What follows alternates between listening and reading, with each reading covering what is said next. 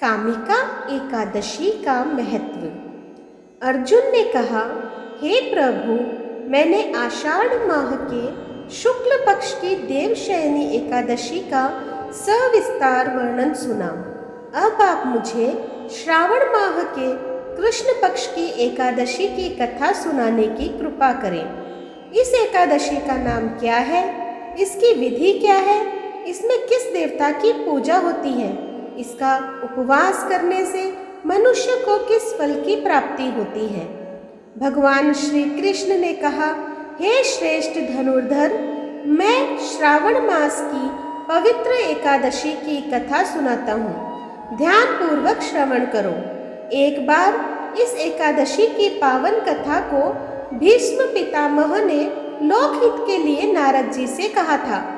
एक समय नारद जी ने कहा, हे पितामह, आज मेरी श्रावण के कृष्ण पक्ष की एकादशी की कथा सुनने की इच्छा है, अतः आप इस एकादशी की व्रत कथा विधान सहित सुनाइए। नारद जी की इच्छा को सुन पितामह भीष्म ने कहा, हे नारद जी, आपने बहुत ही सुंदर प्रस्ताव किया है। अब आप बहुत ध्यान से इसे श्रवण कीजिए। श्रावण माह के कृष्ण पक्ष की एकादशी का नाम कामिका एकादशी है। इस एकादशी की कथा सुनने मात्र से ही वाजपेयी यज्ञ के फल की प्राप्ति होती है। कामिका एकादशी के उपवास में शंख चक्र गदाधारी भगवान विष्णु की पूजन होता है। जो मनुष्य इस एकादशी को धूप दीप नैवेद्य आदि से भगवान विष्णु की पूजा करते हैं, उन्हें गंगा स्नान के फल से भी उत्तम फल की प्राप्ति होती है। सूर्य ग्रहण और चंद्र ग्रहण में केदार और कुरुक्षेत्र में स्नान करने से जिस पुण्य की प्राप्ति होती है, वह पुण्य कामिका एकादशी के दिन भगवान विष्णु की भक्ति पूर्वक पूजा करने से प्राप्त हो जाता है। भगवान विष्णु की श्रावण माह में भक्ति पूर्वक पूजा करने का फल समुद्र और वन सहित पृथ्वी दान करने के फल से भी ज्यादा होता है। व्यतिपात में गंडकी नदी में स्नान करने से जो फल प्राप्त होता है, वह फल भगवान की पूजा करने से मिल जाता है।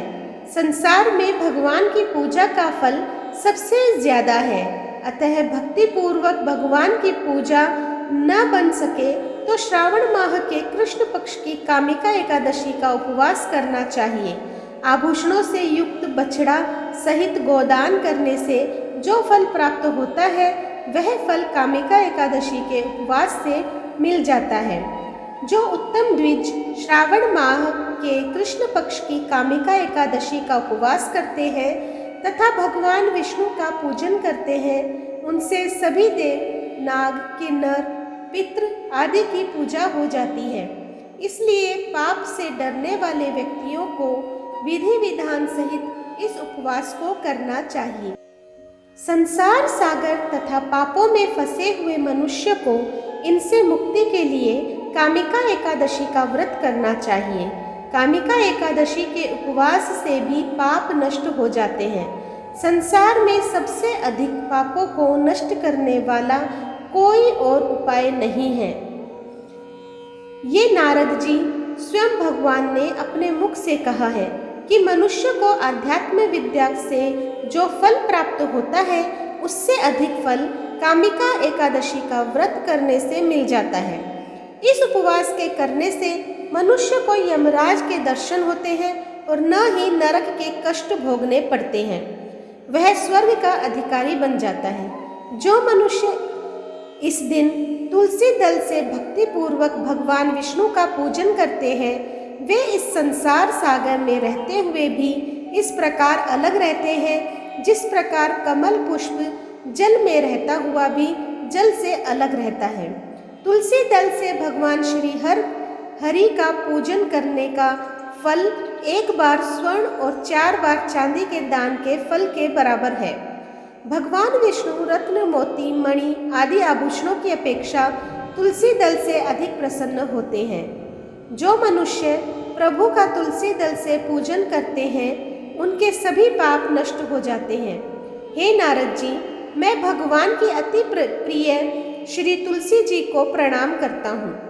तुलसी जी के दर्शन मात्र से मनुष्य के सभी पाप नष्ट हो जाते हैं और शरीर के स्पर्श मात्र से मनुष्य पवित्र हो जाता है। तुलसी जी को जल से स्नान कराने से मनुष्य की सभी यम यातनाएं नष्ट हो जाती है। जो मनुष्य तुलसी जी को भक्ति पूर्वक भगवान श्री चरण कमलों में अर्पित करता है उसे मुक्ति मिलती है। इस कामिका एकादशी की रात्रि को जो मनुष्य जागरण करते हैं और दीप दान करते हैं उनके पुण्यों को लिखने में चित्रगुप्त भी असमर्थ है। एकादशी के दिन जो मनुष्य भगवान के सामने दीपक जलाते हैं उनके पितर स्वर्गलोक में अमृत का पान करते हैं। भगवान के सामने जो मनुष्य घी या तिल के तेल का दीपक जलाते हैं उनको सूर्य लोक में भी सहस्त्रों दीपकों का प्रकाश मिलता है। कामिका एकादशी व्रत कथा। एक गांव में एक वीर क्षत्रिय रहता था। एक दिन किसी कारणवश उसकी ब्राह्मण से हाथापाई हो गई और ब्राह्मण की मृत्यु हो गई। अपने हाथों मरे गए ब्राह्मण की क्रिया उस क्षत्रिय ने करनी चाहिए, परंतु पंडितों ने उसे क्रिया में शामिल होने से मना कर दिया। ब्राह्मणों ने बताया कि तुम पर ब्रह्म हत्या का दोष है, पहले प्रायश्चित कर इस पाप से मुक्त हो, तब तुम्हारे घर भोजन करेंगे। इस पर क्षत्रिय ने पूछा कि इस पाप से मुक्त होने के क्या उपाय हैं? तब ब्राह्मणों ने बताया कि श्रावण माह के कृष्ण पक्ष की एकादशी को भक्ति भाव से भगवान श्रीधर का व्रत एवं पूजन कर ब्राह्मणों को भोजन करा के सदक्षिणा के साथ आशीर्वाद प्रदान प्राप्त करने से इस पाप से मुक्ति मिलेगी। पंडितों के बताए हुए तरीके पर व्रत कराने वाली रात में भगवान श्रीधर ने क्षत्रिय को दर्शन दिए। दर्शन देकर कहा कि तुम्हें ब्रह्म हत्या के पाप से मुक्ति मिल गई है। इस व्रत के करने से ब्रह्म हत्या आदि के सभी पाप नष्ट हो जाते हैं और एक इहलोक में सुख भोग कर प्राणी अंत में विष्णु लोक को जाते हैं। इस कामिका एकादशी के महात्म्य के श्रवण व पठन से मनुष्य स्वर्ग लोक को प्राप्त करता है। जय श्री हरि।